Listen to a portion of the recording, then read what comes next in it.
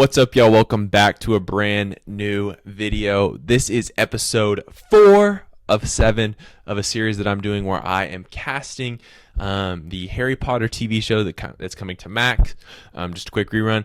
I've done Philosopher's / Sorcerer's Stone, Chamber of Secrets, Prisoner of Azkaban. This is Goblet of Fire, the 4th Harry Potter book and movie. I am going based off the books, but I do use the movies kind of as a reference point. But I'm going based off the books, meant to be adapting the books, not the movies. However, I think that the movies were really well cast, so you'll hear me reference them at certain points. We're just going to get into this today with the Goblet of Fire. I need to get in frame. That's what I need to do. Put my skinny little arms away and get in frame. So this book is one that really introduces us to the greater wizarding world. In the books 1 through 3, Harry is still getting introduced to it himself, and then in book 4, we get introduced to other schools and other wizards and countries and all kinds of stuff. And it gets a lot more adult at the end of this book, and the rest of the series it gets a lot more grim, a lot more serious than it was in the first few books. Not that serious. Serious, S-E-R-I-O-U-S, not S-I-R-I-U-S, not that one. But in this book, I'm going to be casting a few different characters here throughout Goblet of Fire, and I won't be casting all the Triwizard Champions because I've said this before. I'll say it again.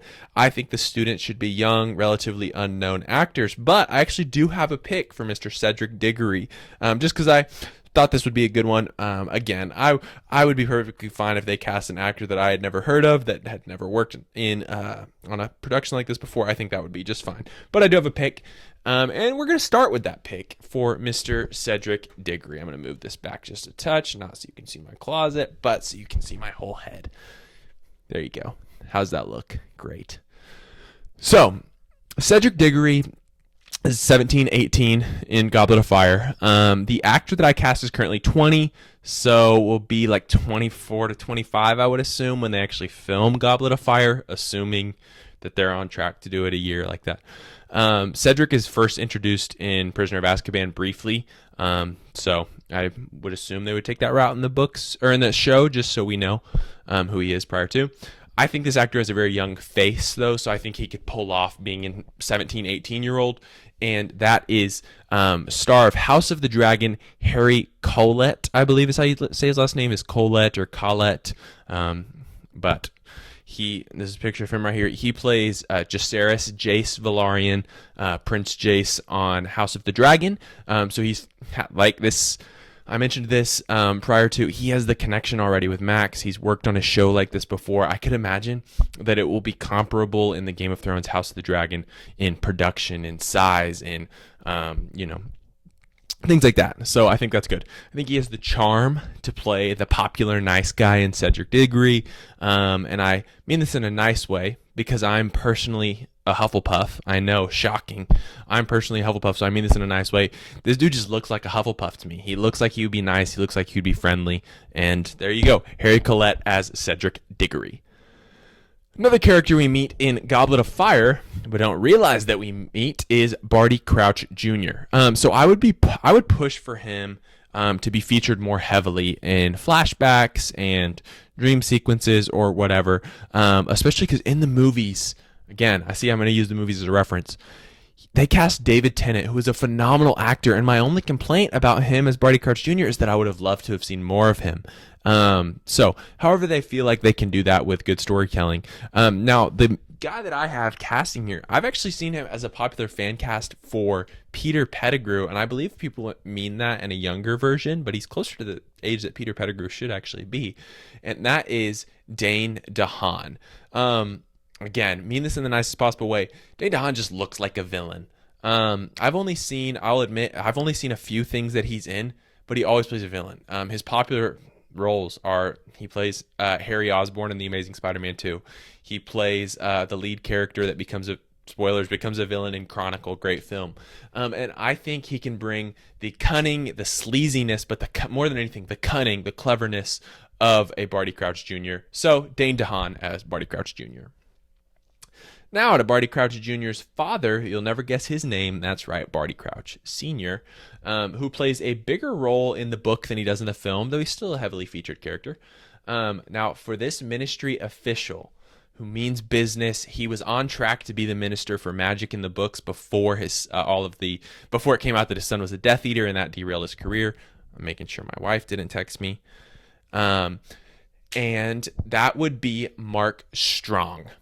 I'm just going to say this. I had to get Mark Strong in here. I've seen him, people wanting him to be Dumbledore. I think he's a phenomenal actor. But I don't think that and I think he could do it, but I don't know if I just personally couldn't see him as Dumbledore. If he ends up getting cast as Dumbledore, great. I'm sure it'll be great.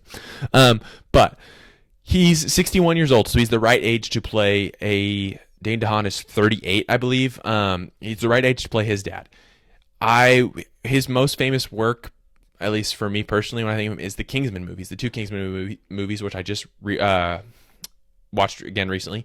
And he's so good in those movies, and so I had to get him in here. And I think he would be perfect for Barty Crouch Jr.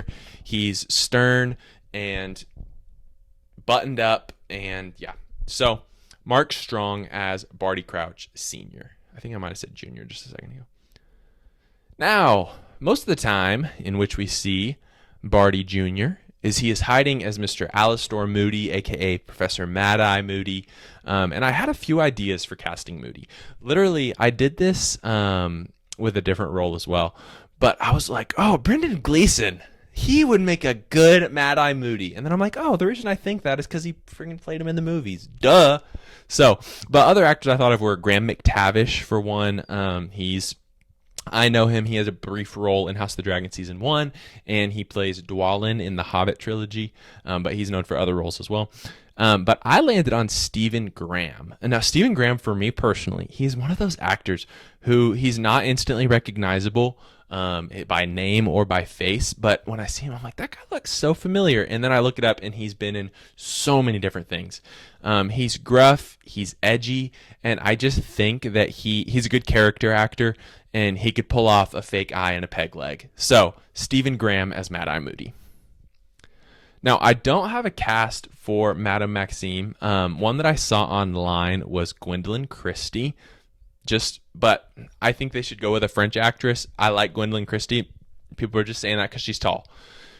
They would have to use special effects either way because she's meant to be taller than Hagrid, guys. So they're going to have to use special effects either way.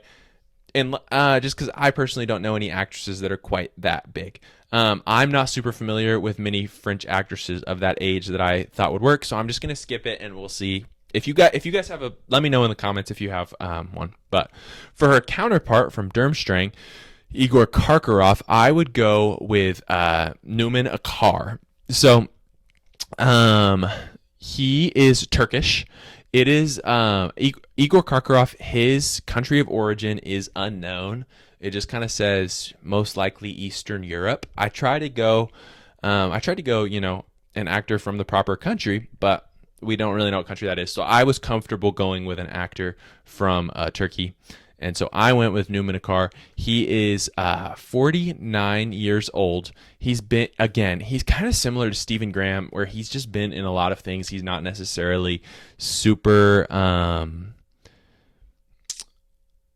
familiar by name or by face, but he's been in a lot of different projects and a lot of different genres. I mean, one of his more big budget roles is he had a minor role in Spider-Man: Far From Home.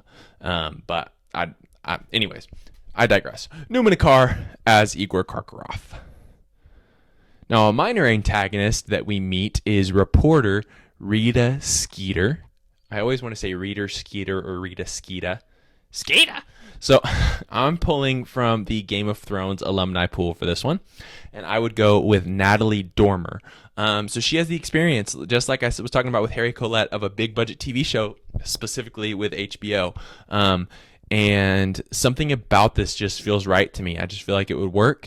Skeeter's conniving, nosy, and I think Dormer partially brought that. It was just more hidden as Queen Marjorie Tyrell in Game of Thrones. So there you go. Natalie Dormer as Rita Skeeter. And finally, the last character I have here is another character who was originally excluded from the films. And that he and Peeves, the poltergeist, are really the two main characters that are excluded. There's another character introduced in this book, Winky, the house elf, who I'm not casting here, but she was also excluded. I'm sure she'll be in the show. But This is Ludo Bagman, who is a former pro Quidditch player who becomes the head of magical sports at the Ministry for Magic. He works with Barty Crouch to put on the Triwizard Tournament. He's a gambling fiend. He's good-natured. He comes across good-natured, but he's foolish. He makes bad mistakes. He's really not a great person, just because he really just gambles a lot and pretty much does whatever he needs to get out of his gambling debts.